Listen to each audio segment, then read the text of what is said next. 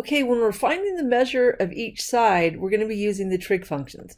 Again, it's always from the perspective of the theta. So label all of the sides. So here's the theta right here. The hypotenuse is always directly across from the right angle. This side is opposite the theta. That means this side is the adjacent. And we have to find this side right here.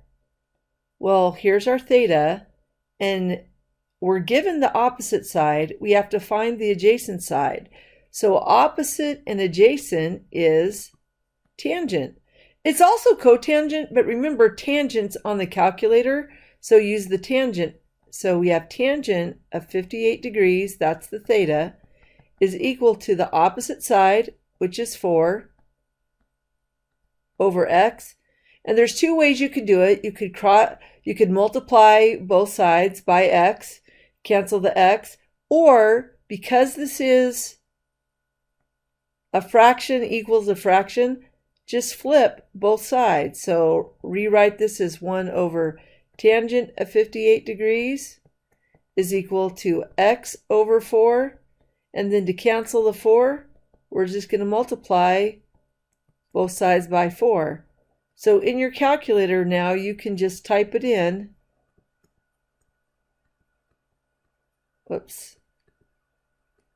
Just like this. So 4 divide tangent 58. Be sure to close the parentheses. Enter. And let's see, round to the nearest tenth. So we have about, since we're rounding, we're going to put the crooked equal sign. 2.5. They should list a unit, but that's how you do it when you're finding a missing side. Here we have a missing angle. We need to find the angle indicated. Again, we have our theta. I've labeled all the sides, and now what we know is we know the adjacent and we know the hypotenuse. So adjacent hypotenuse, well, that's cosine or secant. Cosine's on a calculator. So we're going to do cosine of theta is equal to 9 over 15.6. Well, that tells us what that relationship is. We need to get the theta by itself. So this is a new idea. So to cancel out this cosine, we do what's called taking the arc cosine or the inverse cosine of each side. Those things cancel. So that's what you write on paper, just like this. And in your calculator, you're going to type secant cosine 9 divide 15.6. So theta is equal. So I'll go ahead and type that in.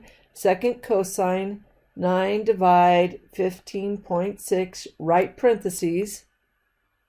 And it says round to the nearest tenth. So we have about 54.8 degrees. Because remember, we're trying to find the angle measurement, which is in degrees. All right, that's it for this one.